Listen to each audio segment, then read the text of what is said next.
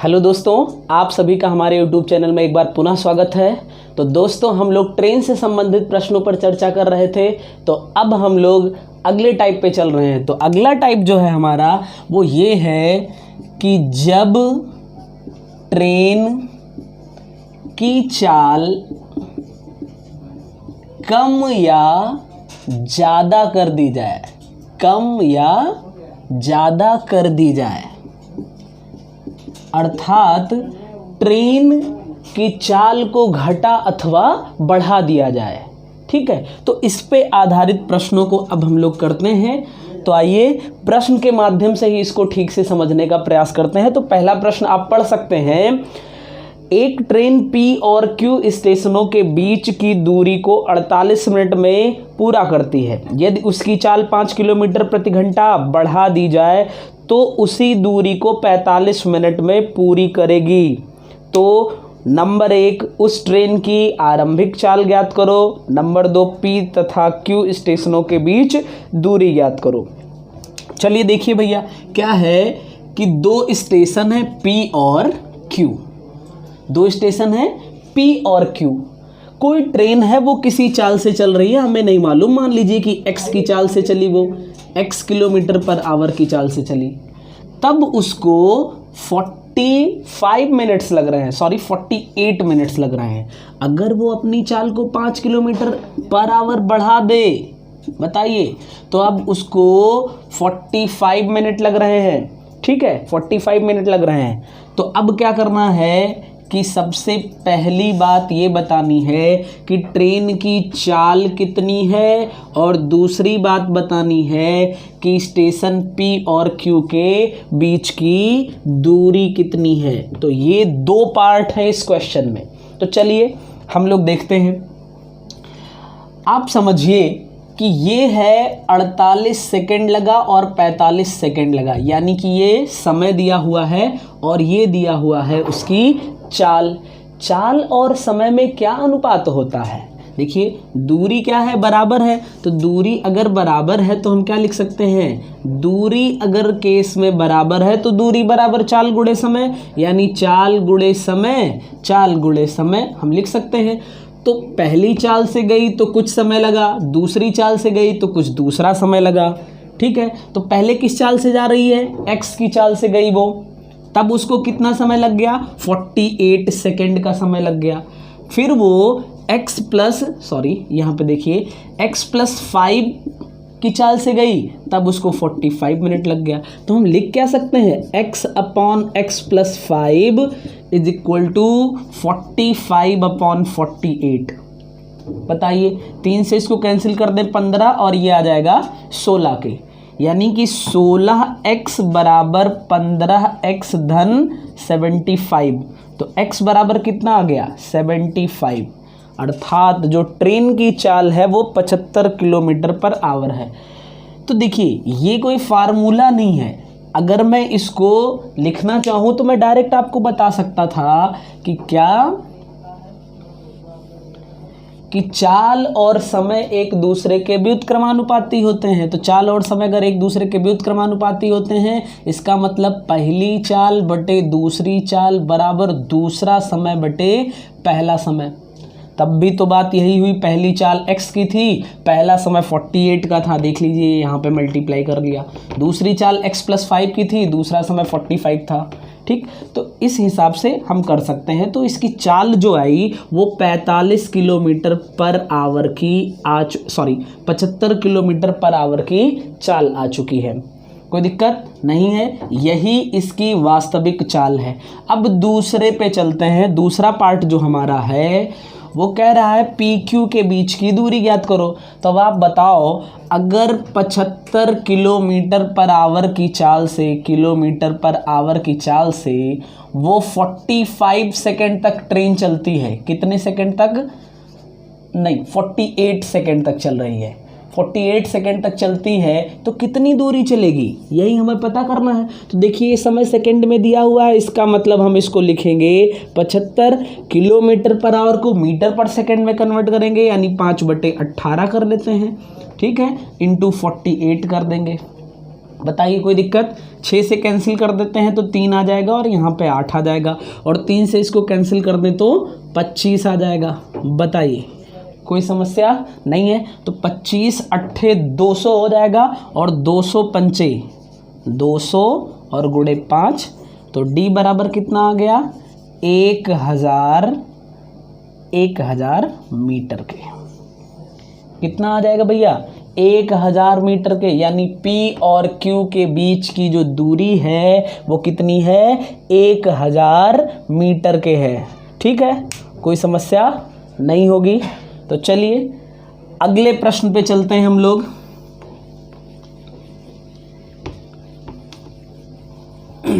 और अगला प्रश्न जो है वो आप पढ़ सकते हैं।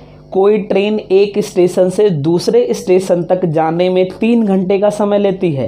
यदि इसकी चाल 12 किलोमीटर प्रति घंटा कम कर दी जाए तो इस यात्रा में 45 मिनट अधिक लगता है। तो स्टेशनों के बीच की दूरी ज्ञात करिए। चलिए भैया समझिए क्या है कि कोई ट्रेन चाल और समय में कैसा अनुपात भैया? व्युत्क्रमानुपात का अनुपात है। तो मान लीजिए पहले चाल थी x की, तब उसको जो समय लग रहा था वो 3 घंटे लग रहा था। बाद में उसकी चाल क्या कर दिया गया? 12 किलोमीटर कम कर दी गई, x - 12 कर सकते हैं। तो अब उसको समय ज़्यादा लग रहा था, कितना? 45 मिनट ज़्यादा समय लग रहा था। तो 3 घंटा तो लग ही रहा था, 45 मिनट ज़्यादा लगा। 45 मिनट का मतलब 45/60, इसको हम लिख सकते हैं 15 तिया 45, 15 चौको 60, यानी 4 तिया 12, 3 15/4। कितना? 15/4।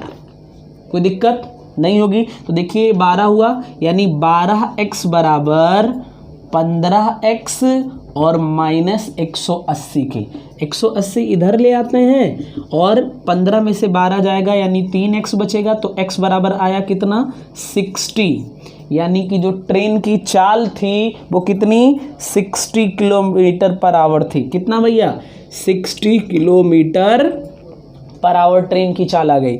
लेकिन उसने पूछा क्या है? उसने पूछा है कि दोनों स्टेशन के बीच की दूरी ज्ञात करिए। तो पहला केस देखिए, ट्रेन 60 की स्पीड से यानी 60 किलोमीटर पर घंटे की चाल से कितनी देर चल रही थी? 3 घंटे चल रही थी। तो कितनी दूरी 3 घंटे में चल जाएगी बताइए? 180 किलोमीटर, यानी कि दोनों स्टेशनों के बीच की दूरी कितनी है? 180 किलोमीटर की दूरी है। ठीक है, चलिए अगले प्रश्न को हम लोग देखते हैं। अगला प्रश्न है, एक ट्रेन 90 किलोमीटर की दूरी समान गति से तय करती है। यदि चाल 15 किलोमीटर पर आवर बढ़ा दी जाए तो समय 30 मिनट कम लगता है। तो ट्रेन की वास्तविक गति ज्ञात करिए। तो देखिए दूरी दी हुई है 90 किलोमीटर पर आवर। पता नहीं है किसी चाल से गया होगा वो, फिर बाद में वो अपनी चाल बढ़ा रहा है, कितना? 15 किलोमीटर। तब उसको लगने वाला समय कितना है? 30 मिनट ज़्यादा लग रहा है। 30 मिनट ज़्यादा नहीं, सॉरी 30 मिनट कम लगता है। तो अब आप समझो, अगर 90 किलोमीटर वो x की चाल से गया तो कितना समय लगा? 90/x। बताइए कोई दिक्कत नहीं है। फिर अगर वो वही 90 किलोमीटर x + 15 की चाल से गया तो कितना समय लगेगा? 90/x + 15। ठीक, और इनके समयों का जो अंतर है वो 30 मिनट के बराबर हो गया। अब यहाँ से क्या बनेगा? आपका एक इक्वेशन बनेगा, इसको सॉल्व करेंगे, सॉल्व करने के बाद इक्वेशन बनेगा, काफ़ी लंबा चौड़ा होगा, लेकिन आप इसको कर सकते हैं बड़ी आसानी से। कैसे? देखिए, मत बनाइए इक्वेशन, ऑप्शन दिया है ना, हम ऑप्शन की हेल्प ले लेते हैं, क्या दिक्कत है? तो पहला ऑप्शन है 30 किलोमीटर पर आवर का, दूसरा ऑप्शन है 45 किलोमीटर पर आवर का, तीसरा ऑप्शन है यानी कि ऑप्शन सी जो है वो है 60 किलोमीटर पर आवर का, और चौथा ऑप्शन जो है वो है 75 किलोमीटर पर आवर का। अब देखिए, आप समझिए, दूरी है 90 किलोमीटर। अगर हम पहला ऑप्शन ले लें पहले केस में, तो देखिए 90 किलोमीटर की दूरी को अगर 30 की स्पीड से जाया जाए तो 3 घंटे लग जाएंगे। 15 किलोमीटर बढ़ा देते हैं स्पीड, कहा है 15 किलोमीटर बढ़ा दो, तो 30 में 15 जोड़ेंगे, 45 की स्पीड से अगर जाया जाए तो 2 घंटे। यहाँ पे समय का अंतर आया 1 घंटे का, लेकिन उसने कहा है 30 मिनट का अंतर आना चाहिए, यानी कि ये ऑप्शन हमारा नहीं हो सकता। अब देखो 45 की स्पीड से अगर जाया जाए, 45 की स्पीड से 90 किलोमीटर जाया जाए तो 2 घंटे लग जाएंगे। अब 45 में 15 जोड़ दें तो 60 हो जाएगा। 60 से अगर हम 90 किलोमीटर जाएं तो कितना लग जाएगा? 1.5 घंटे लग जाएंगे। बताइए, अरे 1 घंटे में 60 किलोमीटर, फिर आधे घंटे में 60 का आधा यानी 30 किलोमीटर, 90 कंप्लीट हो गया। तो देखिए यहाँ पे अंतर कितना आया? 30 मिनट का आया, 30 मिनट का अंतर आया। इसका मतलब जो ट्रेन की वास्तविक चाल है वो 45 किलोमीटर पर आवर है। यानी हम ऑप्शन लेके विदिन 5 सेकेंड मतलब 10 सेकेंड 12 सेकेंड में कर लेंगे। और वैसे अगर हम यहाँ से सॉल्व करते हैं तो बड़ा सा एक क्वेश्चन बनेगा और हमें सॉल्व करने में बहुत ज़्यादा समय लगने वाला है। ठीक है, तो चलिए अब हम लोग अगले प्रश्न पे चलते हैं। और अगला प्रश्न कुछ विविध प्रश्न होंगे, यानी कि विविध प्रश्न अब हम लोग चर्चा करेंगे। तो देखिए पहला क्वेश्चन क्या है?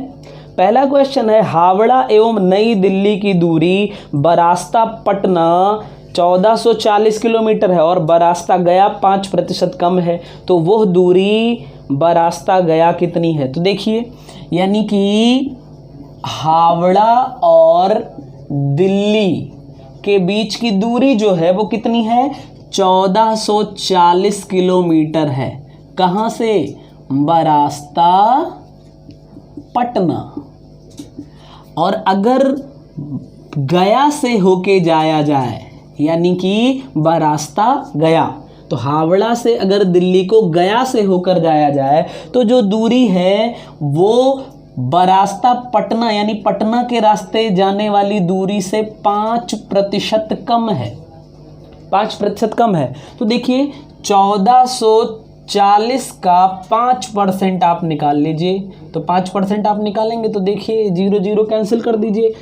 ये कितना आ जाएगा? 5 चौक 20, 5 चौक 20 और 2 22 और 5 एकम 5 2 7, 720। फिर से 0 से 0 कैंसिल, यानी कि ये हो जाएगा 72 किलोमीटर पर आवर के, 72 किलोमीटर के। यानी कि 1440 में से 72 हटा दो, तो देखिए 40 हटा दीजिए इधर का तो बचा 1400 और यहाँ पे बचा 32। फिर 1400 में से इधर 30 हटा दीजिए तो कितना बच जाएगा? 1370। 2 और हटा दीजिए तो 1368।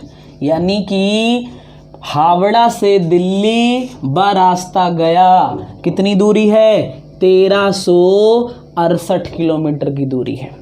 ठीक है, तो ये बहुत आसान सवाल है, आप आराम से कर सकते हैं, लेकिन ये सब बहुत छोटे छोटे सवाल कभी कभी परेशान कर देते हैं। चलिए हम लोग अगले प्रश्न पे चलते हैं। एक इंजन के अगले पहिए का व्यास 2x है और पिछले पहिए का व्यास 2y है। समान दूरी तय करने के लिए यदि अगला पहिया n बार घूमता है तो पिछला पहिया कितनी बार घूमेगा? आइए देखते हैं हम लोग। मान लीजिए कि एक इंजन है, इसका पहिया ये है और पीछे वाला पहिया थोड़ा हम छोटा बना लेते हैं, कोई दिक्कत? ऐसा मान लेते हैं, हमें मानने में क्या जा रहा है। तो इसका जो व्यास है वो 2x है तो त्रिज्या कितनी हो जाएगी? x की हो जाएगी। इसका व्यास 2y है तो त्रिज्या इसकी कितनी हो जाएगी? y हो जाएगी। अब अगर ये पहिया और ये पहिया समान दूरी चलना चाह रहे हैं, यानी कि दोनों के केस में दूरी क्या है? समान है। बताइए, दूरी समान है। तो चलिए देखते हैं, यहाँ से हम लें तो ये एक चक्कर में कितनी दूरी चलेगा? 2 पाई r के बराबर, यानी 2 पाई r मतलब त्रिज्या इसकी कितनी है? x है।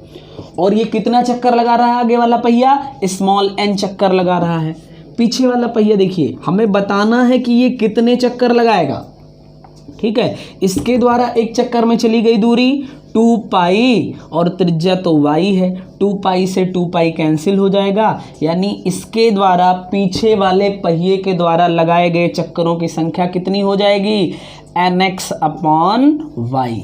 बताइए कोई समस्या नहीं है, बहुत इजी क्वेश्चन है। चलिए अगले प्रश्न पे हम लोग चर्चा करते हैं।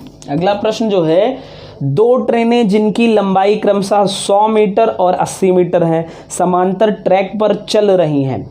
अगर वे एक दिशा में चलें तो एक दूसरे को 18 सेकंड में पार कर लेती हैं, लेकिन अगर विपरीत दिशा में चलें तो 9 सेकंड में पार करती हैं। तो तेज चलने वाली ट्रेन की गति ज्ञात करो।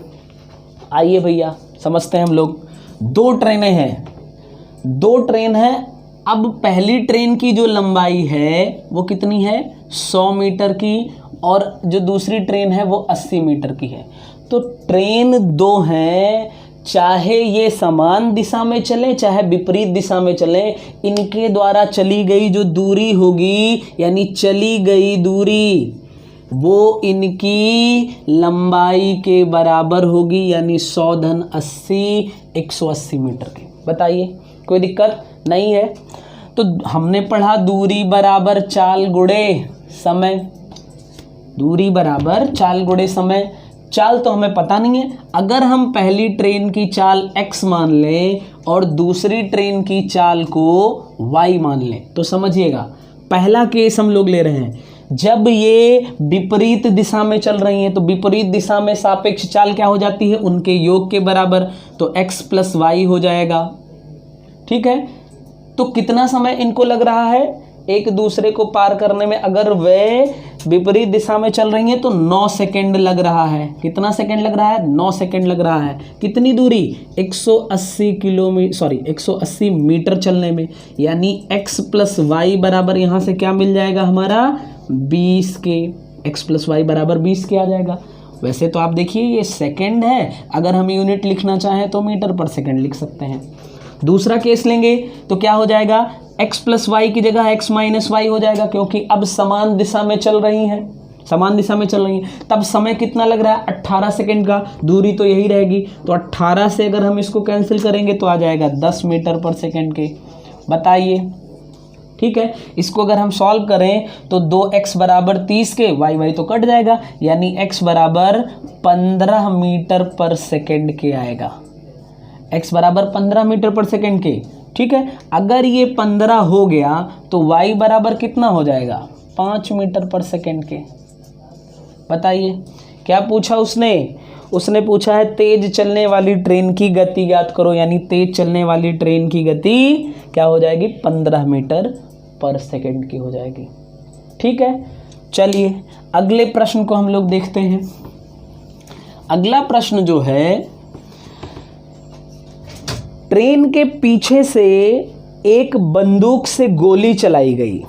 गोली की आवाज़ ड्राइवर को गार्ड से 1/2 मिनट बाद सुनाई देती है। ट्रेन की लंबाई ज्ञात करो। यदि ट्रेन और हवा की गति क्रमशः 60 किलोमीटर प्रति घंटा और 1100 मीटर प्रति घंटा है तो।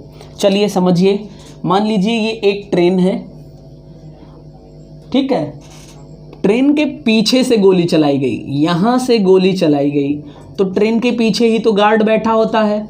ठीक है, तो गार्ड को इस गोली चलने की आवाज़ सुनाई पड़ेगी, और ड्राइवर कहाँ होता है, सबसे आगे बैठा होता है।